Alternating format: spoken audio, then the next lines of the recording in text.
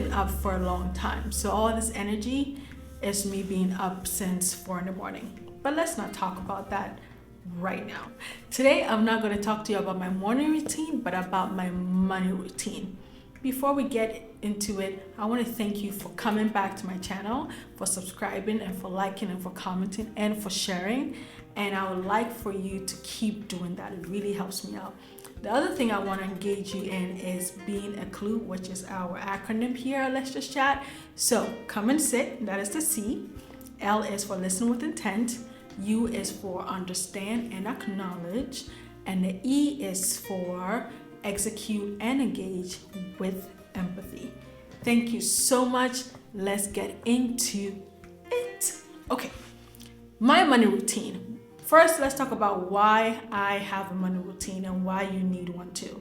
Routines are great. They can also be too automated to the point where you're too comfortable, and being comfortable makes you too flexible. If you're too flexible and comfortable, you're too complacent. See how this goes? But we're not talking about that. Let's not go deep. Let's go right back up to the surface. Just having a routine, it keeps you in check. So these are the reasons why I have a routine. I just mentioned the first one. It keeps me in check, it keeps me organized, it keeps me on track. When I wake up, I know what to do in a day, in a month, in a week, every quarter, every year. Now for some folks, that might be so much and overwhelming, but the whole thing is to have a system. You need a system. So if the system is not daily, but it's weekly, that's fine. For some people, it's hourly. That's fine too. You just need a system that works for you, works for your lifestyle, mental health, and will make you always appreciate having that routine. If it's stressing you out, something needs to change, okay? So that's what that means. So having a routine, for me, it means it helps me organize, it keeps me calm. I'm actually calmer because I know what to do, when to do it, and how to do it. Another reason is it serves as an evaluation tool for me. That means that when I'm going through my routine and something is off, I can immediately tell something is off and course correct immediately or within the time frame that I've given myself. It helps me monitor my habits and helps me keep growing within those habits, but also evolving within those habits. Because sometimes you need to evolve and other times you need to transform. Those are two different words, okay? So sometimes you need to transform and sometimes you need to evolve. All right, so with my routines, I can know when I have outgrown certain things. I can know when I have really changed completely, and either positively or negatively. And it really gives me those evaluation tips that I need. So it's wonderful. So don't be scared. Let's get into it. Now let's talk about how I develop my routine and how you can develop yours. The first one is taking notice of what you're doing. Routines are all around us. When you wake up, maybe you wake up on a certain side of the bed and then you roll over and you somersault into your bathroom and you Jackie Chan your way into the shower. Every time you do it, you probably don't realize you're doing it, but that is your routine. That is the way you do things.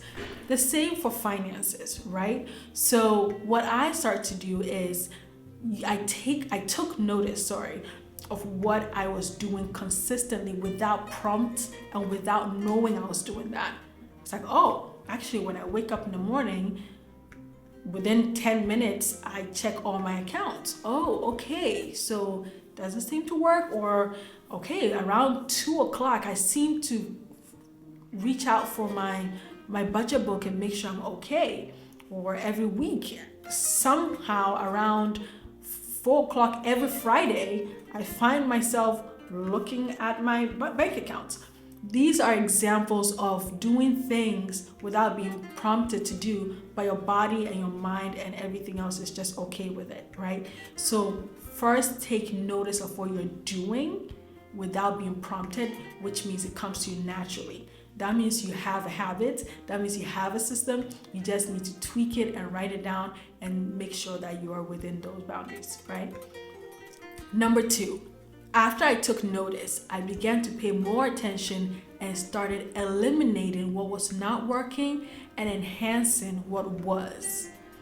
That means that I paid attention to my habits, my routines, and I paid attention to what was stressing me out and what was making me happier.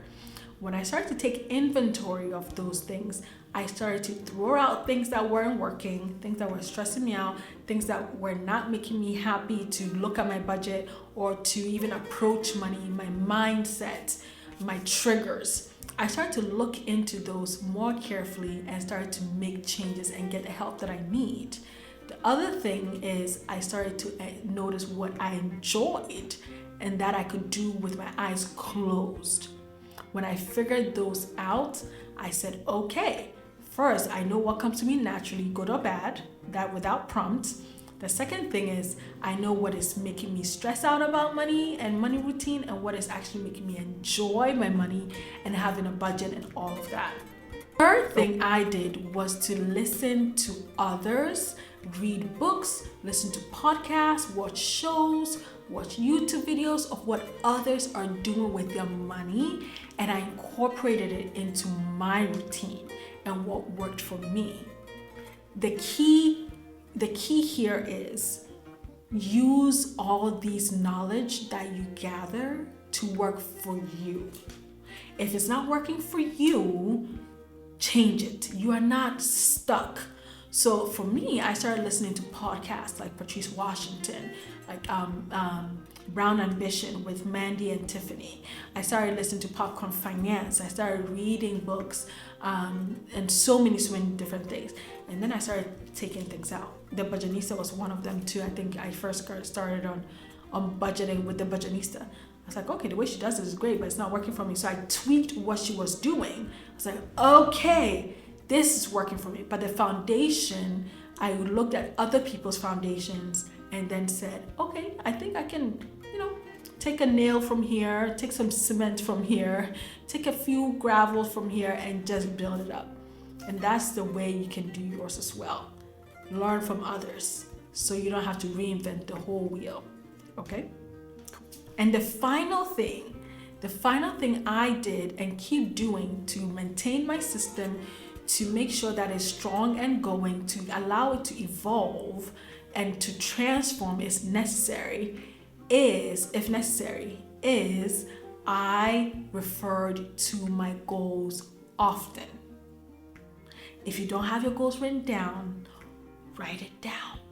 Check my channel. I made a video about writing down my goals, how I set my up, what my 2003 goals are. So every time I went ahead to look at my goals, that was part of me reaffirming my system, reaffirming my intentions, and reaffirming my routines. At the same time, it was an evaluation process and step that I was doing. Because if I'm off my goal, I have to ask, why are you off?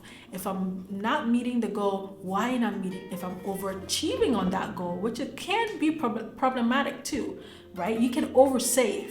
You can go too fast sometimes. You need to slow down.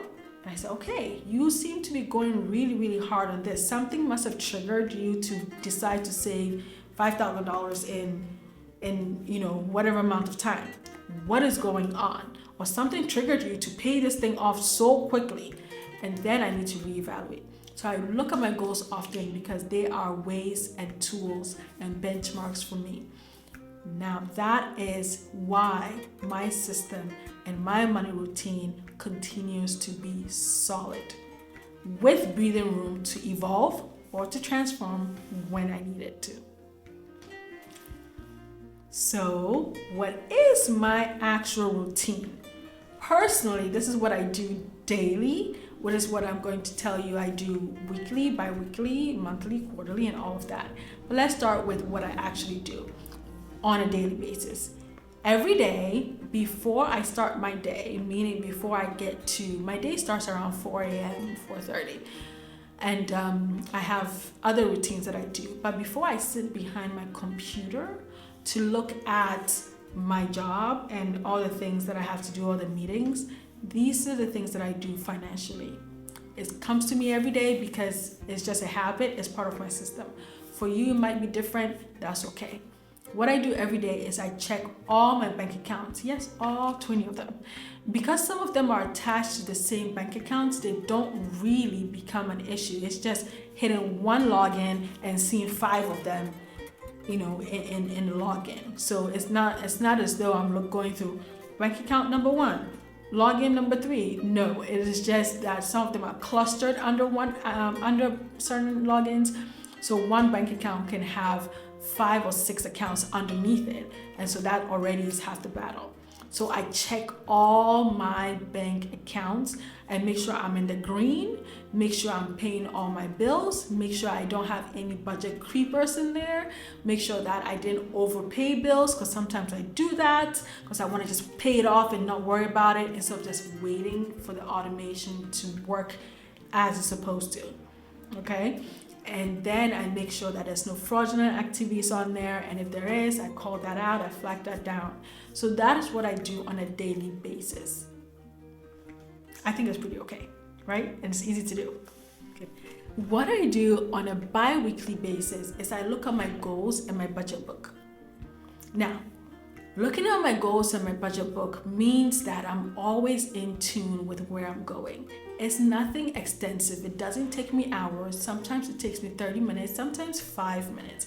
I just want to say, okay, bam, bam, bam. This is what I said I was going to do. This is what I'm doing. This is where I'm at, and I need to readjust, right? So every 2 weeks, I make it a point to take my budget book and flip to the goals section and see how I'm doing.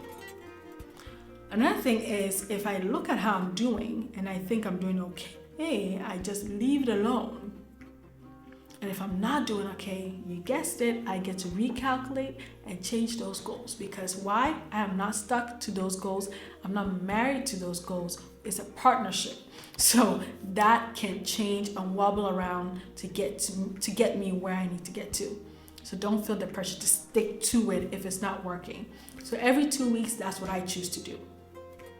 It seems to work out. What I do on a monthly and quarterly basis is I take a deeper dive into my budget, meaning I go over all my expenses and I make sure that, okay, these expenses are still valid. These expenses have changed in frequency. These expenses have changed in amount. And so I need to readjust. And so every quarter, I tend to do that. Every quarter, I tend to just list all my expenses and go over and say, okay, this still stand.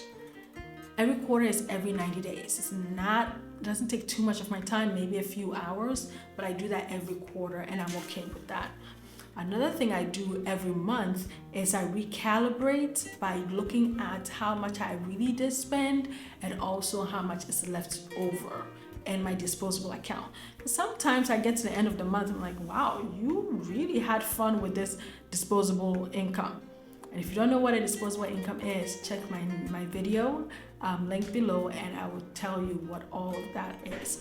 Essentially, it's the money left over when you're done with all your expenses, all right? So, sorry, something itching or biting my face.